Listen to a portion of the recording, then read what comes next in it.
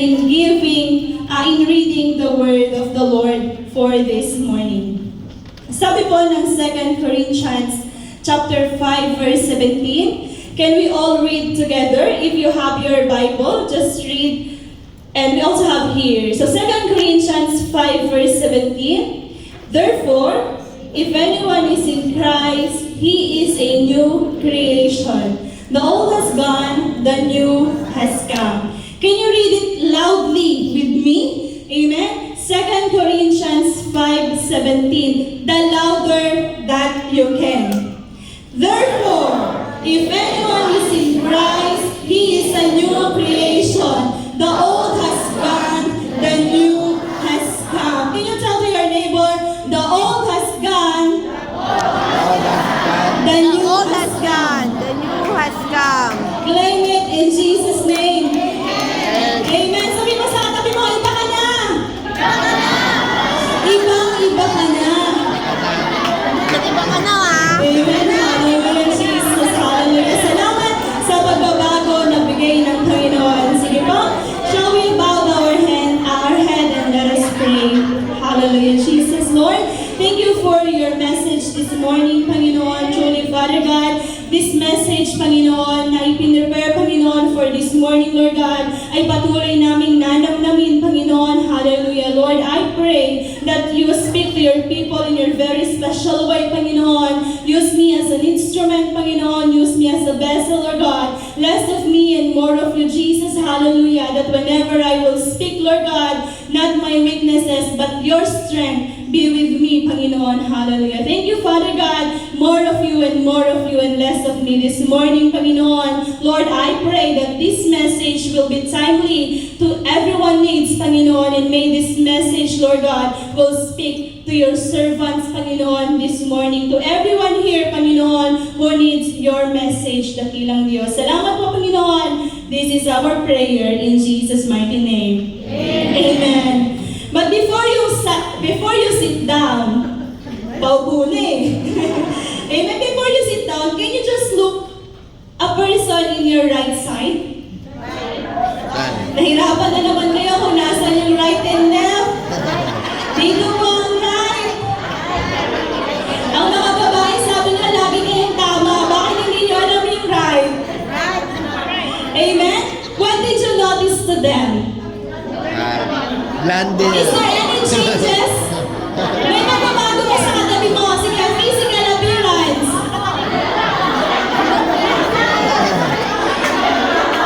Gumanda ba? Tumaba ba? Tumaba? Grabe naman kayo. Sige po. How about in deeper, maybe we can say in character or in attitude? Is there any changes dun sa katabi mo?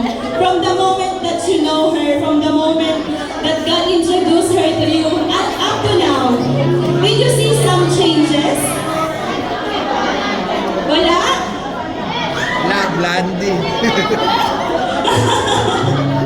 Amen. Sige po, let's all be seated in the name of the Lord Jesus Christ. Hallelujah. Salamat po sa Panginoon sa umaga po ito. Hallelujah. Bakit ko po na itanong if there's any changes in our brethren? Bakit po? Because our spiritual food this morning is with the title, Embracing Changes. Amen? Embracing changes or pagyakap sa mga pagbabago. Kanina po in our testimonies, there are lots of changes na atin pong narinig, ano? And also changes are inevitable. Hindi talaga natin makokontrol ang mga changes ng buhay natin. There are lots of changes in our lives that we all experience. Amen? Lahat po ba tayo nakaranas ng pagbabago? Amen. Amen. Naalala ko po before you are just a kid. And now you become a teenager. And you become an adult. Before you are a single. But now you are double in size? No. Before you are single, but now you are married. And then separated. O hindi ganon. Amen. Before you are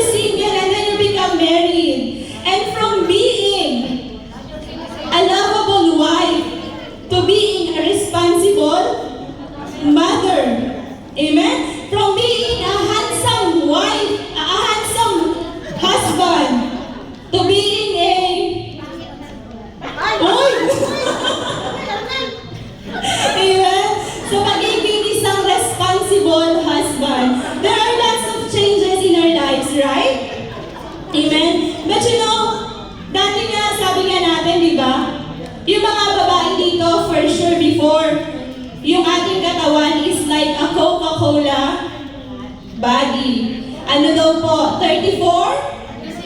24? Ay, 36 na po. Sige, sorry ah. O sige, 36, 24, 36. Grabe naman yun. Amen. Tingnan mo yung katabi mo, ano na kaya ngayon?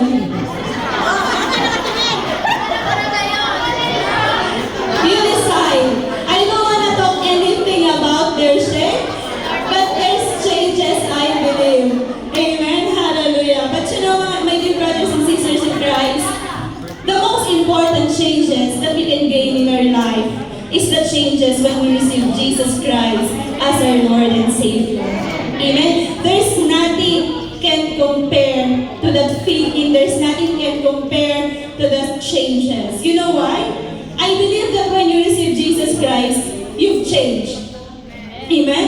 Kung dati magagalitin ka ngayon, konti na lang. Pero magagalitin pa rin. Amen? Kung dati, konting problema lang, post agad ng Facebook. Pero ngayon, sa Reels na. Amen? Dati konting problema, post ng Facebook. Pero ngayon, you know how to kneel and pray. You know? Ngayon, alam mo na kung kanino ka lalapit. Kung dati, grabe kang magmura, yung parang normal lang yun sa'yo. Pero ngayon, paburit awit na yung ino-offer mo sa Panginoon. Amen? Marami pong pagbabago yung naranasan natin when we acknowledge the power of Jesus that God can change your life. And I believe that you will never be the same before. You are changed from glory to glory by the grace and the mercy of the Lord Jesus Christ. But I believe not of all. May mga tao pa rin na hirap pa din sa pagbabago. Sino dito yung gustong bumait pero di magawa? Hindi, okay, magabi na tayo dito. Sino yung gustong bumait pero di magawa? Ay, napakababait naman pala ng mga taga-Good Shepherd, ano? Minsan po may mga bagay sa buhay natin that we want changes. Like for example, minsan masyado tayong warrior and gusto natin na magkaroon ng peace of mind. Minsan, grabe yung pagdadala natin ng problema. But you're looking forward na, Lord, nawa makayanan ko na hindi masyadong isipan yung mga bagay. Because you said, you are provider, you are the healer. Pero bakit nahihirapan pa rin ako magbago? Why people struggling to change their lives? Maybe because you didn't totally surrender to Jesus. Maybe because you didn't totally surrender your sins. Amen? Maraming mga bagay kaya hindi natin makuha yung total changes na kinakailangan natin sa ating buhay. Bakit daw po? Because superficial repentance produce superficial changes. So if your repentance to the Lord is mababaw lang, maybe that's the reason kung bakit hindi mo makuha yung total change na ninanais mo sa buhay mo. Amen? Yung attend ka ng attend sa gawain pero hindi mo makuha yung pagbabago na ninanais mo because superficial repentance produce superficial change. So don't expect maximum blessings when you give a minimal obedience. Amen? Marami dito nagsasabi, I believe in Jesus. But the question is, do you obey? Did you obey God? We can say we believe, but not all that believes obey. Amen? Pwede mong sabihin na sumunod na pinanggap mo ang Panginoon. Yes, of course. Pero yung pagsunod, nasaan na tayo sa parte ng pagsunod sa ating pong Panginoon. And you know, kung matututunan natin yung mga bagay na to, po, ang sabi ng 2 Corinthians 5:17, yung pinasa natin kanina, that therefore, if anyone is in Christ, he is a new creation. The old has gone, the new has come. Pero minsan po, kahit paano pagbabago natin, bakit yung lumang ikaw, lumalabas pa din? Amen? Binago na ako ng Panginoon, hindi na ako masyadong nagagalit ngayon. May nakaaway ka. Yung dating ikaw na nagtatago dun sa sulok, lumabas na naman.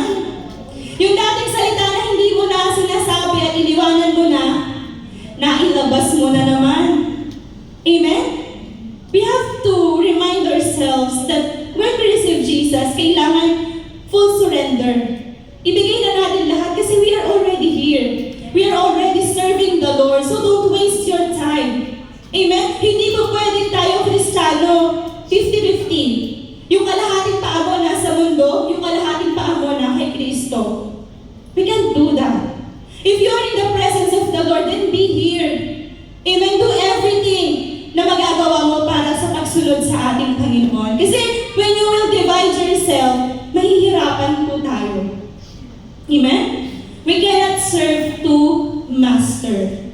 If you are for Jesus, then be with Jesus. Iwanan na po natin yung mga makamundong bagay kasi anything na hindi naman po makakapag-glorify sa pangalan ng Panginoon, wala pong dahilan para pumalo po tayo sa mga ganong sitwasyon ng ating pong buhay. So this morning po, I just want to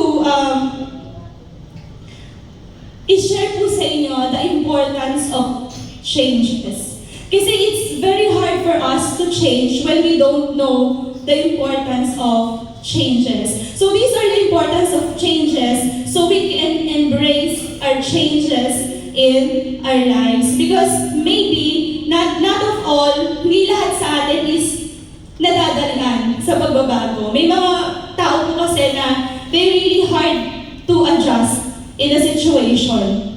Sabi po dito sa first one, the importance of change. Every new season requires change to live. Amen? Bawat panahon daw po, it requires change to live. I don't know what season you are in right now. Maybe you are in the tough season of your life, or maybe you are in the chill season of your life. I don't know which season you are in, but I want to remind you about life of Apostle Paul. Do you know Apostle Paul? Amen. Si Apostle Paul po, ano po? He was a Roman citizen who persecuted Christians. Sino po dito yung dating taga-usig ng mga Kristiyano? Si Apostle Paul lang po. Amen. Wala po dito, no? Si Apostle Paul po, he was a persecuted Christian. And alam niyo po, he experienced changes in his life when he encountered Jesus in the road of Damascus through vision. So from that moment, nag-iba na po yung kanyang pananaw, nag-iba na po yung kanyang dinadaanan. Ano po, na kung dati, taga-usig siya ng Kristiyano, ngayon, kakampi na siya ng mga Kristiyano at siya yung nagiging daan para madala yung mga tao kay Kristo. Amen. Siguro, ang hirap po nun, no? Kasi yung kalaban niya dati, naging kakampi na niya ngayon. Isipin niyo po yung mga asawa niyo. Dati kakampi niyo, di ba? Hindi naman lahat. Pero yung iba, di ba dati kakampi niyo yung asawa niyo? Tapos ngayon, hindi, kakampi pa din. Dati kakampi niyo yung asawa niyo, pero ngayon, awat na. Sige na nga. Amen? Si Apostle Paul ganun eh. Dati yung mga kakampi niya, yun na yung mga naging kaaway niya ngayon. Kasi yung mga kakampi niya, yung mga pinapersecute niya, yun na yung dinadala niya sa Panginoon. Amen? And we know that Apostle Paul, his ministry po, is grabe. Amen? Kung meron na isang tao, isang servant na talagang nandun yung drive in serving God, isa po doon si Apostle Paul. And in our Bible po, marami tayong sulat niya na mababasa. Ano po? And one of that nakaka-encourage talaga na verses po na sinabi ni Apostle Paul is we can find in Philippians chapter 4, verse 12. Sabi po dito, I know what it is to be in need, and I know what it is to have plenty. I have learned the secret of being content in any and every situation, whether well-fed or hungry, whether living in plenty or in want. Si Apostle Paul po, what's good in him is that he learned how to adjust. Sino po dito yung dating mayaman? Napaka-humble nyo. Sino dito yung dati mayaman? Are you rich before? Sino? Mayaman sa pagmamahal, purihin ng Panginoon. Ngayon po, Nay, mas mayaman. Amen. Yung mga mayaman daw po dati, tapos naghirap. O yung may mga kaya noon na medyo nahirapan na ngayon. Di ba sabi nila, it's really hard for them to adjust. Meron nga po ako isang testimony ng isang kapatira natin dito. Ano po? Sabi niya, before daw po, their salary is malaki. Amen? Which is, kayang i-provide yung mga pangangailangan nilang mag-asawa at ng kanilang mga anak. Pero, hindi po sila naging wise in spending that money. So, ano po yung nangyari? Nawalan po sila ng trabaho, and then, ano po nangyari pag nawalan ng trabaho? Siyempre, yung inaasahan nila na ganung kalaking pera na nare-receive nila monthly, nawala.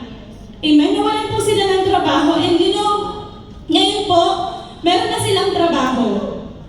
Pero isang tumatak po sa akin na sinabi niya, hindi man daw po ganun kalaki yung sweldo nila ngayon, pero yung puso nila mas masaya kasi binigyan sila ng kakontentuhan ng Panginoon. Kilala niyo po ba kung sino siya? Pakilala ko po sa inyo mamaya. Amen? There is changes na we have to adapt. Hindi sa lahat ng panahon, may pera tayo. Hindi sa lahat ng panahon, malakas tayo. Hindi sa lahat ng panahon, kaya mong tumayo sa sarili mong mga paa. Meron dyan once na plan, nagkasakit, naubos lahat ng kayamanan.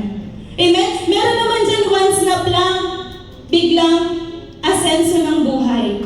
Amen? We have to adapt in changes in our lives. And yun po yung maganda kay Apostle Paul. He know how to adapt. That in every season, he requires changes to live. Like for example, ngayon po dito sa Oman, anong weather natin ngayon? Di ba napakainit? So ano nga namang mag-turtleneck ka tsaka mag-long sleeve, sobrang init. Di ba? We adjust sa weather. Kung ano yung weather, we know how to adjust. Amen? Hindi ba pwede na papasok ka dito sa city center? Grabe, naka-sweater ka pa, naka-trench coat ka. Di ba? Nag-a-adjust din po yung katawan natin.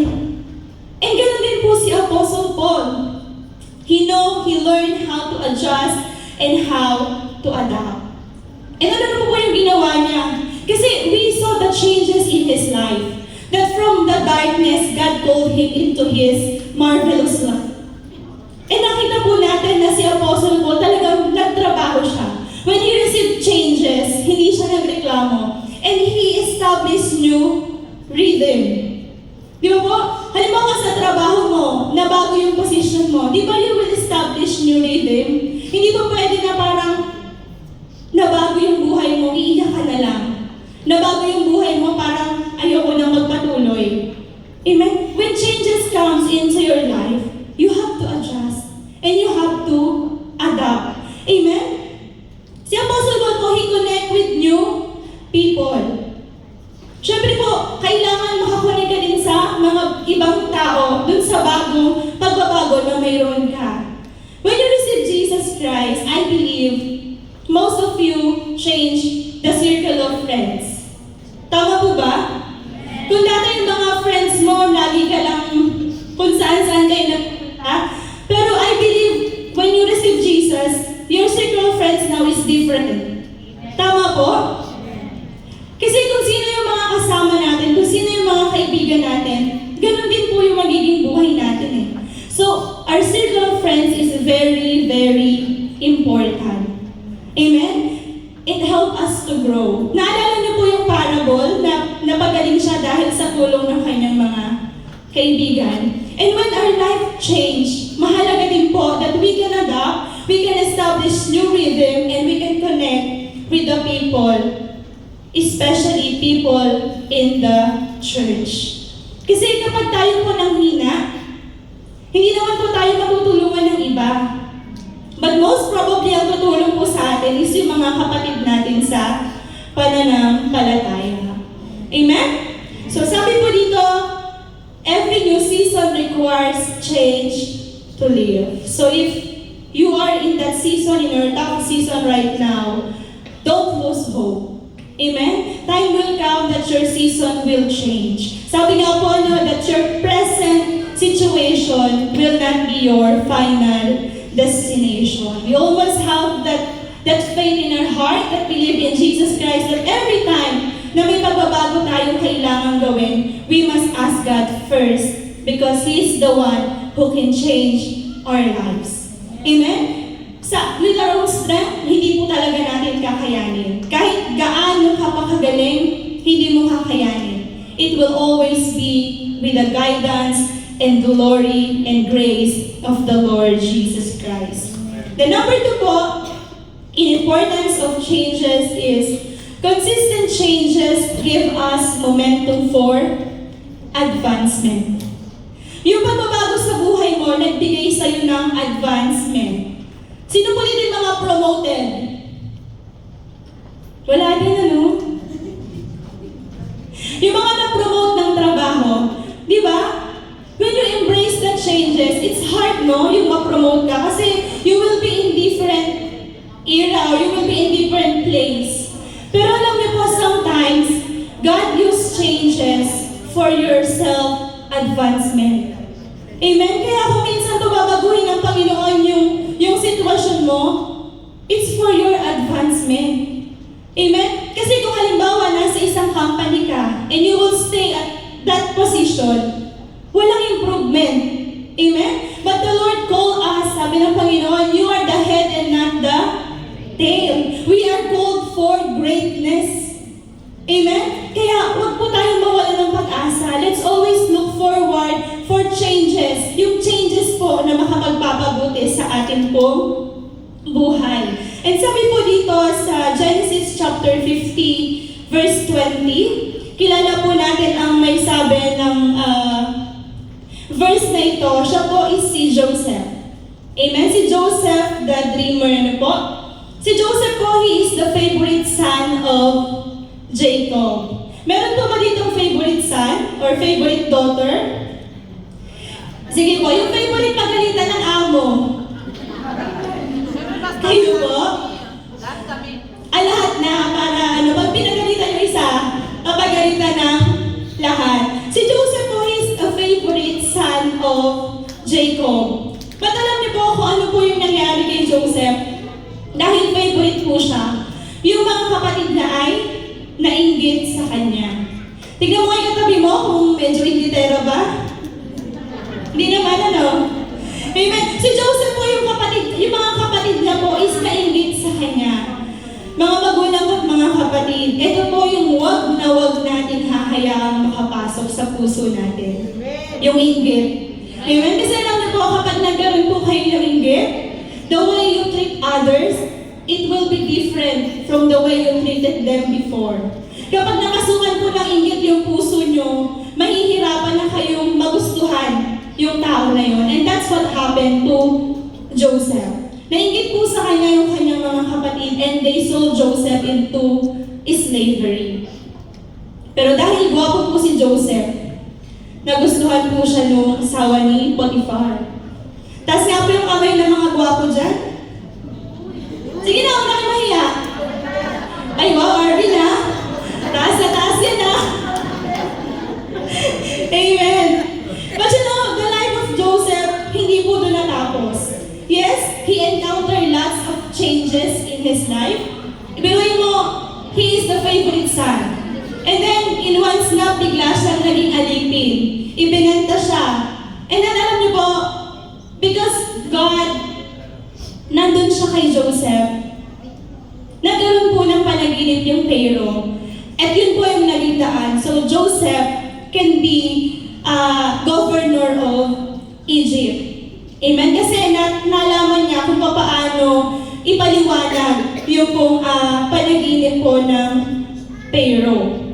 So yun po yung nangyari kay Joseph. At alam niyo po, Joseph is very, very positive. Ano po? Sabi niya po dito sa Genesis chapter 50 verse 20, you intended to harm me, but God intended it for good, to accomplish what is now being done, the saving of many lives.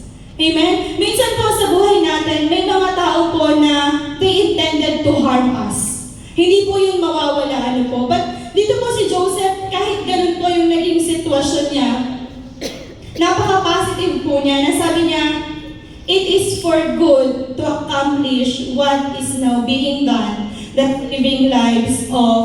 saving of many lives. Joseph know how to accept things. Tayo po ba, when changes comes in our life, kaya po ba nating i-accept yung mga bagay-bagay? It's really hard. Amen? I remember when we lost our father, it's really hard for me to accept because it's painful. Di ba po? Masakit. Sometimes, if the changes cause you pain, it's really hard for you to change. But I pray to the Lord and I said, Lord, give me the courage to accept things. And you know, ito pong si Joseph, he know how to accept things. Because in life, acceptance matters. Amen? The more that you will deny your current situation, it will be hard for you to adapt the changes that you are facing in. Amen? Like for example, nawalan ka ng trabaho. If you will not accept that, mahihirapan ka. Di ba po? Because you are in denial of the truth. Kung halimbawa ako, nawalan kami ng mahal sa buhay, it will be so hard for me. But since we humble accept the will of God, doon tayo laging babalik sa will of God. Lord, is it your will? Kung yung changes na ito, Panginoon, ito yung kalooban mo, then I will embrace that changes.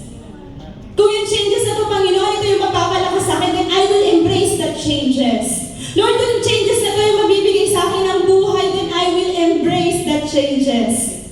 Amen? Kung yung changes na yun, kahit masakit, pero mag-grow ka, then embrace that changes. Amen? Hindi po tayo dapat nag-stagnant lang.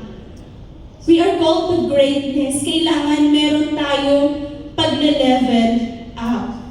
And sometimes God use changes in your life for your self-advancement, kagaya po ni Joseph.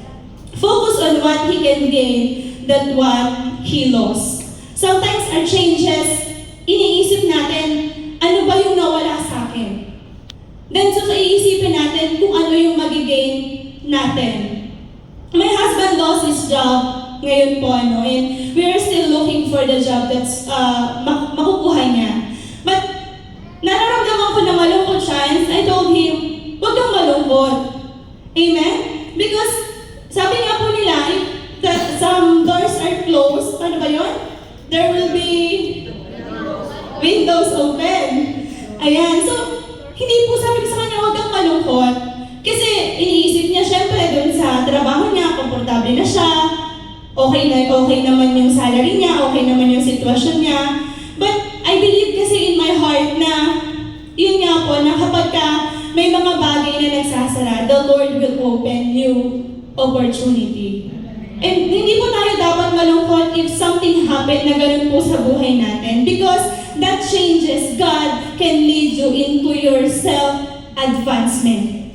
Para sa yung self-advancement po yung mga bagay na po pwede mo maranasan. So yun po yung sinasabi dito na consistent changes give us momentum for advancement. The Lord just changes in our lives in order for us to grow. Kasi if you will always stay in your comfort zone, you will not grow. Amen? Kasi lahat lang ng kaya mo, yun lang yung gagawin mo. You will not dare to do something that will enable you to grow. Amen? So I encourage everyone, if there is something that you can do, that can change your life, simulan mo na ngayon. Amen? Because maybe the changes that you will start today will be the changes that make your advancement.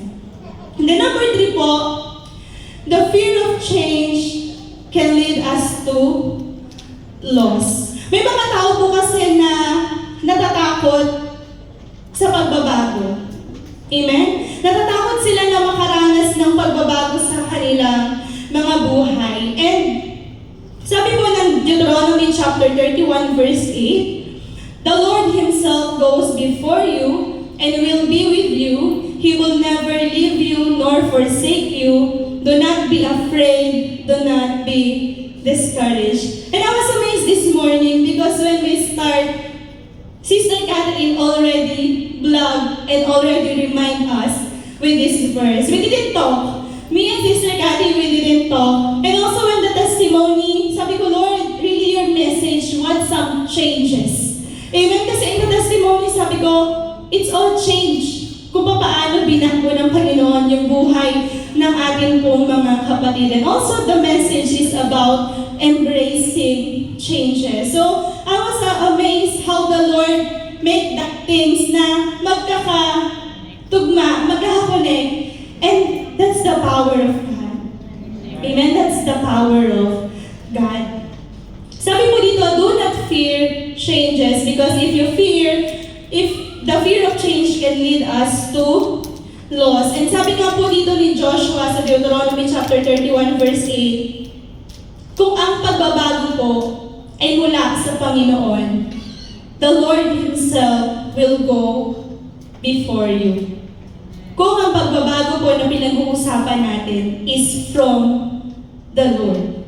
Amen? So I have to be clear with this. Kung ito po ay pagbabago mula sa Panginoon, the Lord Himself will go before you. Kung ang pagpunta mo ng Oman ay plano ng Diyos, bago ka pa pumunta dito, nauna na yung Panginoon at inihanda na ang lahat ng bagay para sa iyo. Amen? Sabi niya dito, kapag nauna ang Panginoon sa iyo, He will be with you. He will never leave you nor forsake you. Hindi po ba kayo nagtataka bakit hanggang ngayon kinakaya niyo pa? Sabi niyo lang 2 years lang kayo dito, pero ngayon nasa 9 years, 10 years, 11 years. Hindi po ba kayo nagtataka bakit kinakaya niyo pa? It's all because of God. The Lord enable you. The Lord strengthen you. Pinalakas ka ng Panginoon. At yung mga bagay, sabi, lagi ko narinig sa testimony, grabe yung pagsubok, grabe yung mga pagsubok. Pero ma-amaze ka, no? Paano mo nalampasan? It's all because of God. Marami nang binago yung Panginoon sa buhay mo. If you will look back, ano ba yung buhay mo noon? Saan ka na ba dinala ng Panginoon ngayon? If you will look back, ano ba yung ugali na meron ka nga noon? At ano na ba yung ugali na binago ng Panginoon sa iyo ngayon? Sabi nga po nila, lagi ko naririnig, malayo pa, pero malayo na. Amen? Malayo na po yung pinagdalhan sa inyo ng Panginoon. And this is not the right time to quit. Amen? Always feed yourself with the Word of God. Always feed yourself with the positive things. Because yung mga ilalagay natin sa isipan po natin, it's our choice. Amen? Then let's choose to be happy and serve the Lord. Do not fear changes in your life. Alam niyo po, I will just share you one of my experience. Last 3 months ago, I had an interview. So yung interview po na yon, nakapunta po ako doon with the help of ng isa kong kapatid. And wala po akong mahirap-hirap na mapasama sa interview na yon. So nung nandun po ako sa interview, all went well. Maayos po ang lahat. And that-interview po, sabi niya, inofera niya po ako na maybe like 200 to 250 additional from my previous or from my current salary. So parang ako, wow! Parang napagano na ako. Kasi kung halimbawa, 100 yung sweldo mo, magiging 300 to 350. So, I get offered like that. Pero, natakot po ako. Amen? Nagkaroon po ako ng takot na baka pag nalipat ako sa trabaho na yun, baka grabing pressure, baka hindi ko kayanin, baka hindi ko magawa yung mga bagay na ginagawa nila. Kasi when I apply to that job, ang daming purpose ko lang naman po talaga is magkaroon po ng Friday, Saturday off. Wala naman po sa isip ko na kailangan ko ng mas mataas na salary. So parang hindi ako nainganyo kahit mataas yung salary na idadagdag. Kasi sabi niya, yung 200 to 250 na yun na dagdag, exclude pa doon yung mga incentives. So ibig sabihin, mas malaki pa. Pero natakot po ako doon sa changes na pwede kong kaharapin. But you know, when you fear changes in your life, magkakaroon ka kasi ng what ifs.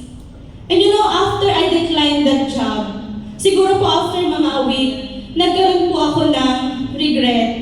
Kasi sabi ko, maybe the Lord is opening new opportunity for me. But dahil hindi na-meet yung gusto ko, hindi na-meet yung Friday, Saturday na day off na gusto ko, dinecline ko na. Because sometimes we close door of changes because you don't want. Hindi umahayon sa gusto mo yung mga bagay. But nung time po na yun, sabi naman niya, no problem. Kung ito na yung position mo, pag Friday, Saturday, pwede kang pumasok ng alas 4, alas 6. So I can still have that time in the church. Pero yun nga po, natakot ako. So I encourage everyone, if opportunity comes and if opportunity knocks at your door, do not fear. Amen? Because ulitin ko po, if that opportunity is from the Lord, He will go before you. Bago ka pa pumunta, nauna na ang Panginoon, and His promise that He will never leave you, He will never forsake you because you are precious in the sight of God. Amen? Mahalaga ka sa Panginoon at hindi ka niya pababayaan. And also, katulad po namin, sabi nga ni Pastor Rajan kanina, yung dati nilang ministry is pagiging songit. Anyway po, pagpasensya niyo po kami kanina kung hindi po matagal-tagal po kaming mga hindi kumanta, pero purihin po ang Panginoon, ang kapurihan po ay sa Diyos. Kung hindi po namin tinanggap yung pagiging associate pastor, siguro napakadami ding what if sa buhay namin. Pero alam niyo po, nung tinanggap po namin yun, napakadami din po talagang changes, adjustment ang amin po kinaharap. But sabi ko nga, changes is good because from glory to glory, binabago at sinasamahan po tayo ng Panginoon. So hindi po tayo mahihirapang magbago because transformation is easy when you comply with the process of change. But be cautious because not all changes are from God.